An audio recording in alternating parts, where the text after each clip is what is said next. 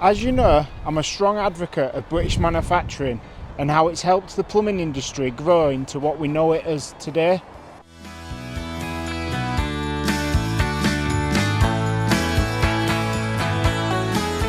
When I see this logo on products that I'm using, it genuinely makes me proud, as it's a sign of quality, heritage and trust. In this series, I'll be focusing on a few select companies that I believe has played a massive part in the plumbing industry as we know it today, how it evolved over the years, where it started, and a little bit of an insight into the manufacturing process.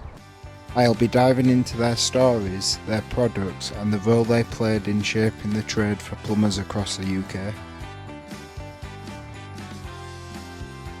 All the companies featured will be proud members of the Made in Britain membership scheme and will display this logo on their products.